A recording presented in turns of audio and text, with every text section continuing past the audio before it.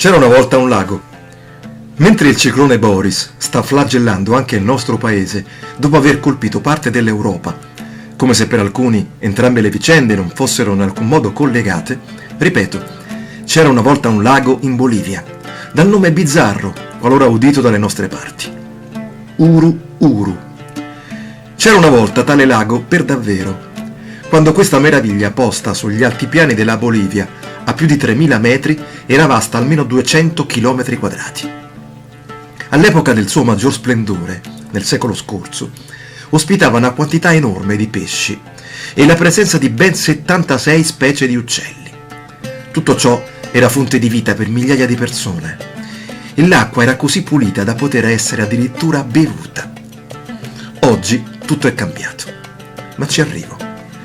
Vi chiedo solo di fermarvi un istante, di chiudere gli occhi e di figurarvi nella mente tale straordinario dono gratuitamente offerto da Madre Terra.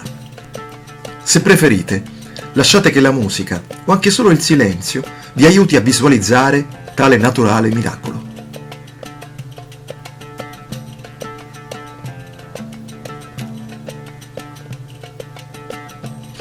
Non so cosa abbiate visto, sono curioso. Io ho immaginato qualcosa di banale, lo ammetto. Una sorta di creatura di quelle celestiali, che magicamente si accinga a sfamare e dissetare chiunque le si avvicini con rispetto e gentilezza, il che sarebbe il minimo, credo. A distanza di decenni, mentre il clima impazzisce sempre più anche dalle nostre parti, e ciò viene narrato come se fosse un normale disturbo di un maltempo ormai facile e colpevole di ogni misfatto, a causa della siccità e soprattutto dello sversamento dei rifiuti urbani e delle scorie delle industrie minerarie, l'ampiezza del lago si è ridotta a circa 30 km quadrati e la presenza di pesci e uccelli è stata a dir poco decimata. L'inquinamento, in particolare, ha iniziato letteralmente a uccidere un po' alla volta la fantastica e generosa creatura di cui sopra.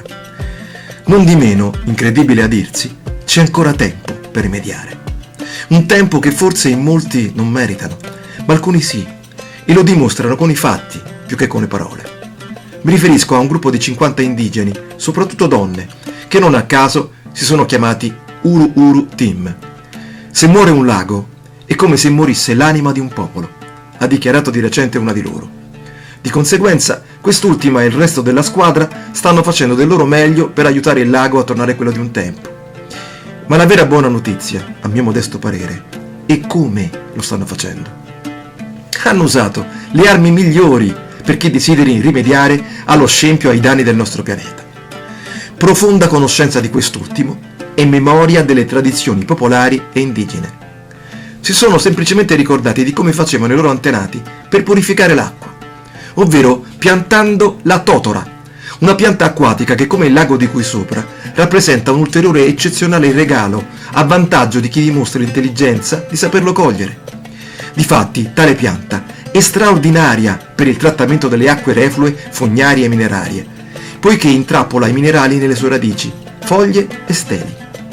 Ebbene, a oggi ne hanno piantate ben 3000 e col tempo l'inquinamento si è ridotto del 30%, mentre gli uccelli e gli altri animali hanno cominciato a tornare.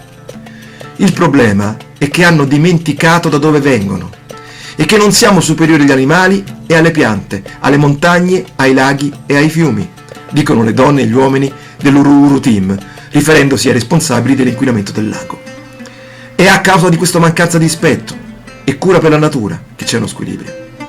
Beh, notizia meravigliosa, è la stessa natura a offrirci le soluzioni per rimettere le cose a posto. Cosa stiamo aspettando?